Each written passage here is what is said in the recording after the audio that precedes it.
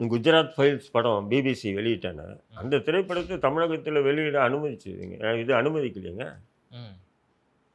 ஆனா சிறுபான்மையினர்களுக்கு பாதுகாவலர் நாங்கள், அப்புறம் தமிழர்களுக்காக அது நாங்கன்னு எதுவும் எல்லாருக்குமே பேசவில்லை. தெரியல. அந்த இஸ்லாமியர்கள் எல்லாருக்குமே தெரியல. ஏன் வந்து குஜராத் ஃபைல் தமிழகத்தில வந்து அ திரையிட வந்து தமிழக அரசு அனுமதிக்கல, ஏன் அனுமதிக்கலைன்னு சொல்லி யாரும் எந்த இஸ்லாமியரும் சிந்திக்கல. ஏன்னு சொன்னா, அந்த படம் தமிழகத்தில விநியோகமாச்சுன்னா, அந்த நேரத்தில திமுக வந்து பாஜகவோட கூட்டணியில இருந்தது. ம். அப்பதான் இந்த படுபயங்கரமான படுகொலைகள் அங்க நடந்ததுன்னு, இங்க அரசியல் நம்ம பண்ணிடுவோன்றது தான், ம். அந்த படத்த பாஜக விட முந்திக்கிட்டு திமுக தடை விதிக்குது.